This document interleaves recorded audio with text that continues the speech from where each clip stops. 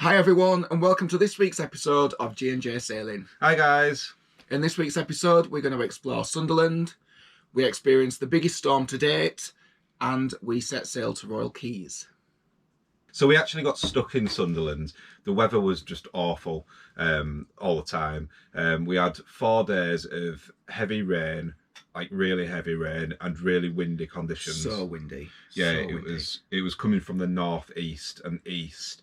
So we had a massive swell building up at sea, which was coming into the marina. But because the amount of rain that there was as well, the river was really high.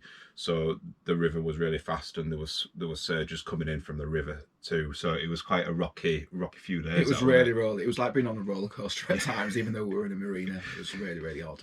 Yeah, and the wind was about 45 miles an hour, gusting. So it was pretty bad. The one day we got up and we saw like a bit of debris coming into the marina out of the window, just like a few like logs and twigs and everything. We didn't really think much of it, and then about 5 minutes later I looked out of the window again and there was more, but I still didn't really think much of it. And then not so long after that, the whole marina was just like engulfed, like completely engulfed in like logs and twigs.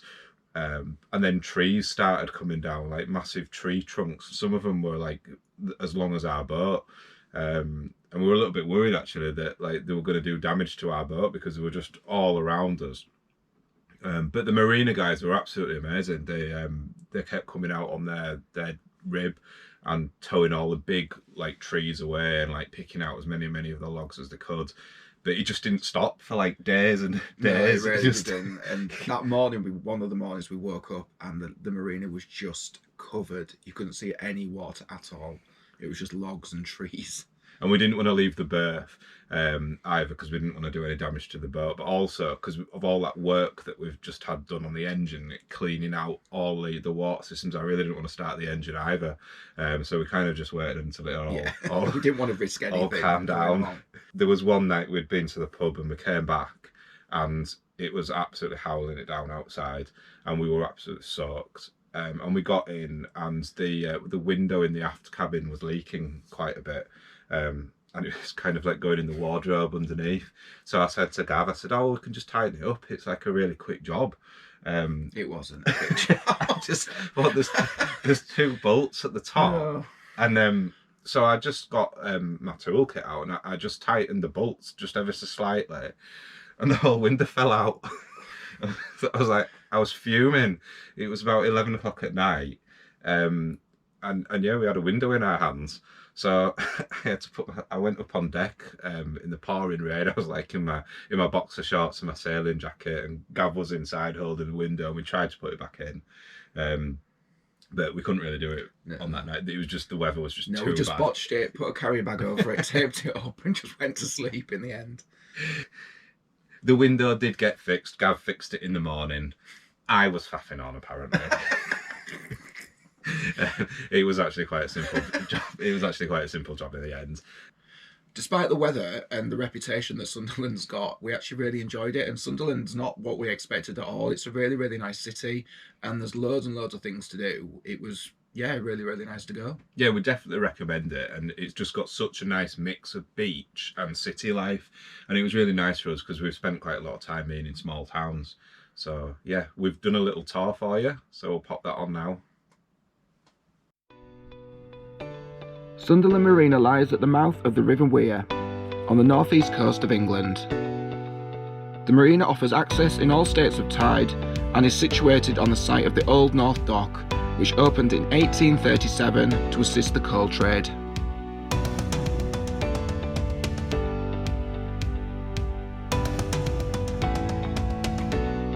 Right next to the marina is Roker Beach, which boasts sweeping sands and dramatic views.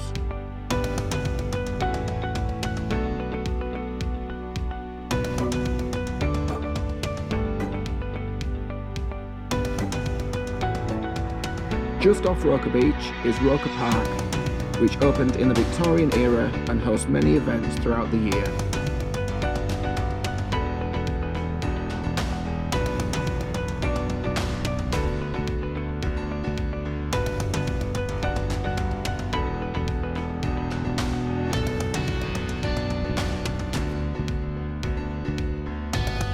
At the other side of the marina, you can walk along the river to the city centre. Sunderland has a strong industrial past and was famous for coal mining, shipbuilding and glassmaking. Sunderland was also the home of the famous Pyrex dish, and at its height was shipped all over the world. With the closure of many of these industries, Sunderland is now undergoing a transformation into a vibrant city and hub. We both absolutely love animals and wildlife, so it was amazing to be greeted by 2 swans when we arrived in our berth. They were so entertaining. I think they must have seen us as soft touches because we ended up feeding them 3 or 4 times a day, but I loved it. They were just brilliant. They were so cheeky, and yeah. They just hung around our boat all the time, and they used to wait for us coming back, and yeah, they were just lovely. Right, we're coming. Right, hold on, let me break it for you. There you go.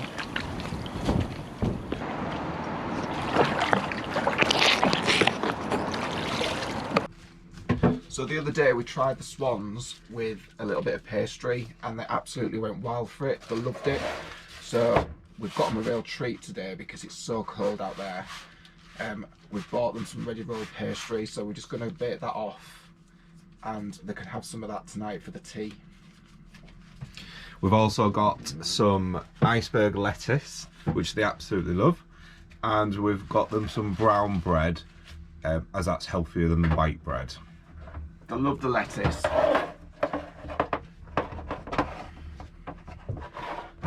But they're absolutely going to love this. Yeah, it's going to be a right treat. Looking forward to giving them this because it's so cold out there tonight. They need something to comfort them. Oops. Let's get that in the oven.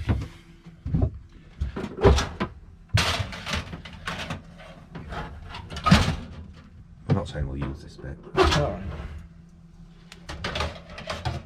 That's perfect. Right then. Just chop it up into manageable pieces for them. Got a special biscuit box for them.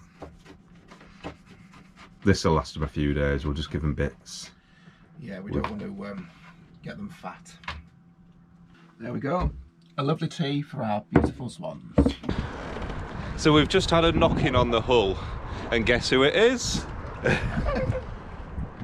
And guess what we've got for them? We've cooked their pastry now. Absolutely love it.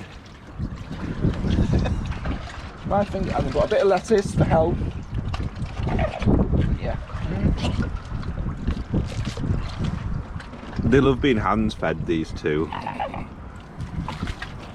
Hello.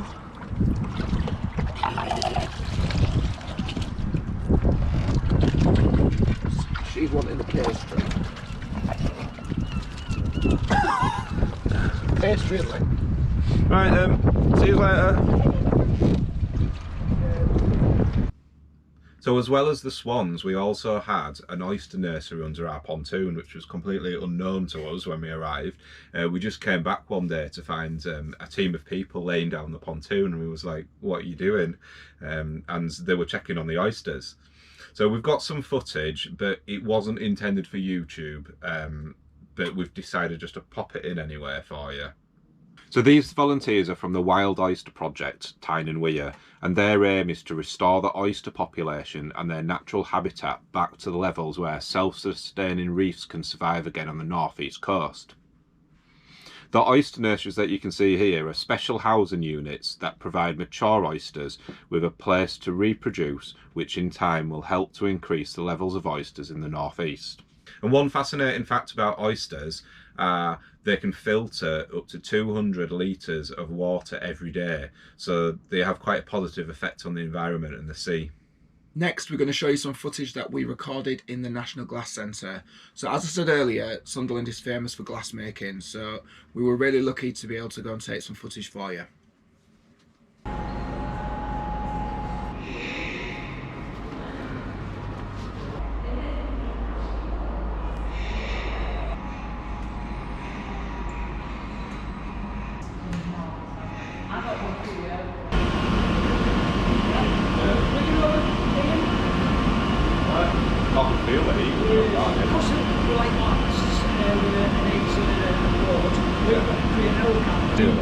Yeah, or you can get it in chips like that. Yeah? Yeah. So it's covered with Creole canvas. And you do not do white glass paper.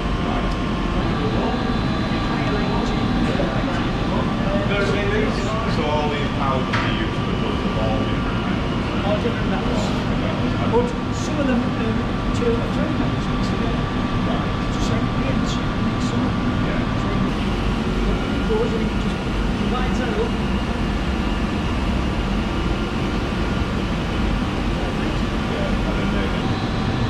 Yeah, oh yeah. Well, the heat coming out of there is really substantial. Yeah, you can feel it. Oh, See what's running it down? See what's happening? yeah, look. So you're getting a chance to stand up and see this. Yeah, look, yeah. So you get privilege there. Yeah. You see all that, you see the Fine, isn't it? Yeah.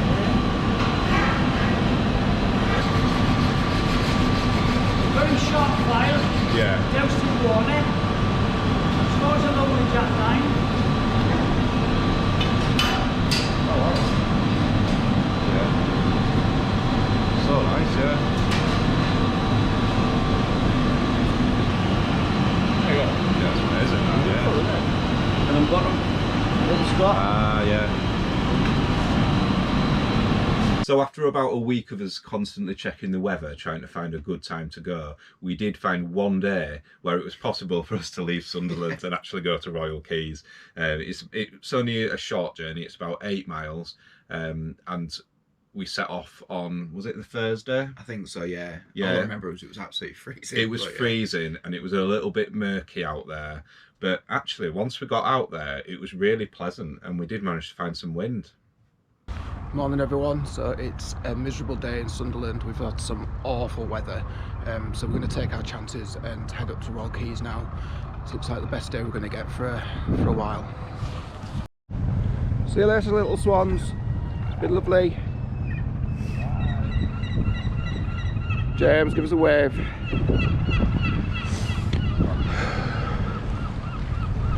See you later. Yeah. See ya.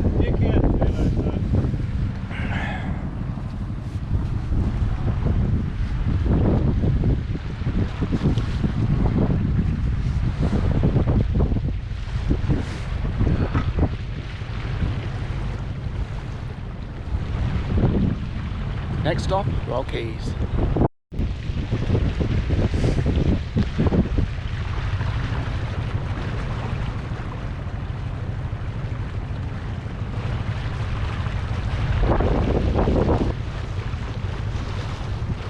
So murky out there.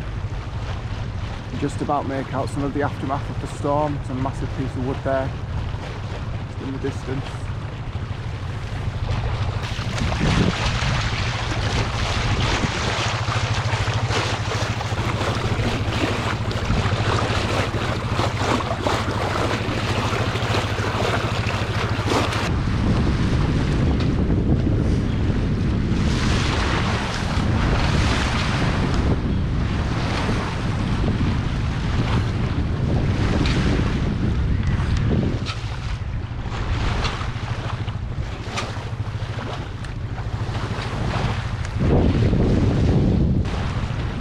Not sure you'd be able to make that out. There's a massive piece of wood there just sticking out of the ocean.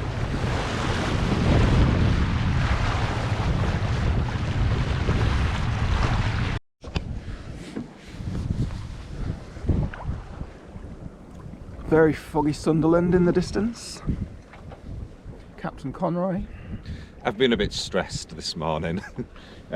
We've been trying to leave Sunderland for about a week now. The weather's just been horrible. It's just been really nasty, proper into winter now. But we tried to leave yesterday. It was actually really sunny yesterday in Sunderland, but we're heading to Royal Quays near Newcastle, and they had thick fog there, so we decided not to go yesterday. Well, the marina told us not to go. Yeah, they said it's best not to go. So we got up this morning and it's pretty murky still. It's not fog, but it's quite misty. It's about 3 degrees, so it's cold. There's not much wind actually. There's only about 7 knots, gusting 12, but we're actually doing 4 knots. The wind's pretty much behind us. 4.5. 4.5 knots. So I thought we was going to have to motor all the way, but it's not too far. It's not too bad, and it's only 8-mile journey, and 2 miles of that is down the river Tyne, so we'll be on engine anyway. But yeah, we're just looking forward to getting there. We were kind of feeling a bit of pressure that we had to really go today or tomorrow, because we've got some really nasty weather coming in from the east this weekend. So we've got, because we're on the east coast, anything from the east it's just going to build the sea up, so there's going to be a massive swell, and the winds are getting up. There's going to be a lot of rain and it's going to get colder, so we thought if we don't go today or tomorrow we're going to be in Sunderland until next week. So we've got, looking forward to getting there, get to bar, and they've got a bath as well in Royal Quays. Can't wait.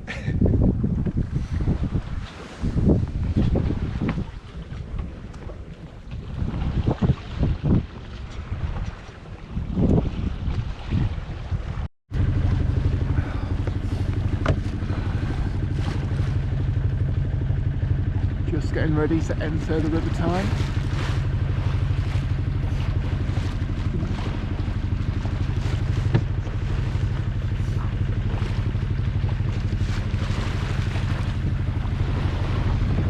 Captain Conroy with his concentrating face.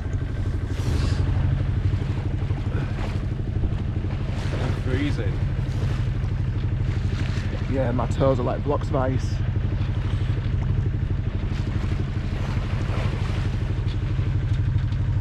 You can actually see the different colour in the water. Oh, you can't you?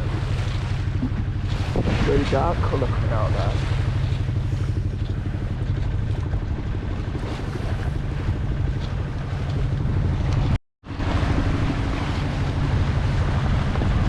I'm not sure you can make it out on camera, but look at the difference in colour. Yeah, the water. The sea is like a green. And then the River Tyne brown.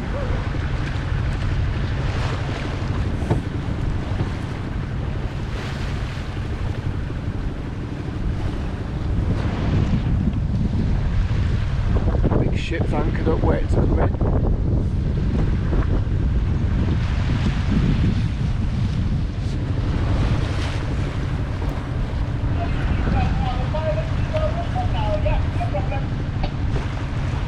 These green buoys, they're going to be on our starboard side as we go through. There should be 2 of them.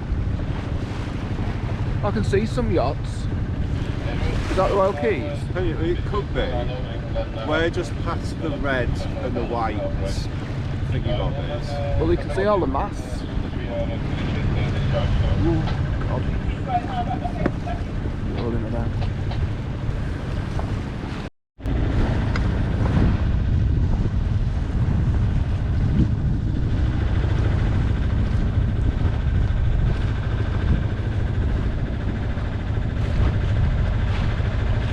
So we're now going down the River Tyne on engine.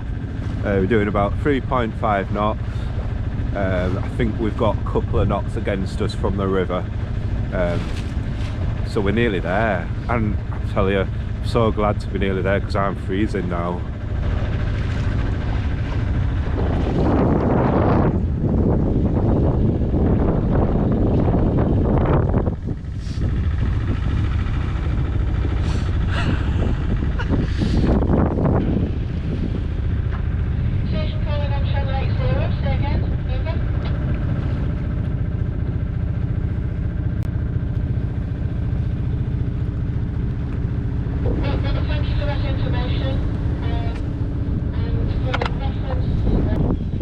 Made it, arrived to Royal Keys. Absolutely freezing.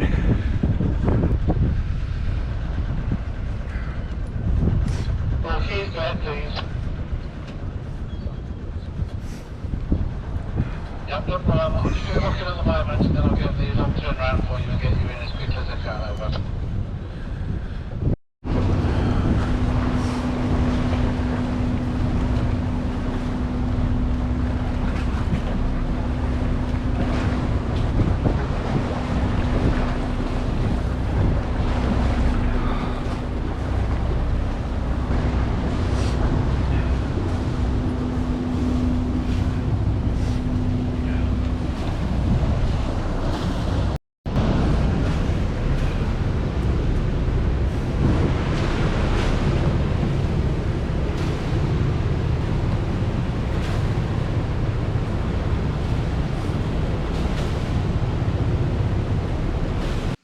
Even though we were freezing, we really enjoyed the sail and everything went to plan. Now, in our last video, I told you I was going to tell you a little bit about our boat. I'm not going to say too much, as we are bringing out a boat tour video, but she's an Ep.5 She's a Belgian cruising yacht designed by French designers Harlan Mortain. Even though she's only 28 feet long, she's got a really wide beam, which makes us be able to have an aft cabin and as well as the V-berth. There's different keel options, and we've got the shallow draft, so we draw 1.2 meters, which is great for exploring shallower waters. One great thing about the E-Tap is that they're built from an unsinkable design. So they kind of have two hulls and it's filled with foam, and there's foam under the beds as well. And they're designed to be able to take on water and still be able to sail to its nearest port. So that's it for this week's episode. Thank you so much for watching. Don't forget to give us a like, and if you haven't already, subscribe. And thank you so much to everyone who's been to our coffee. We really do appreciate it. It really is appreciated. He's so generous. Thank you so much. Thank you, and it helps us a lot. And our next video will be our Christmas video, which we will put out Christmas week. Bye for now. See ya.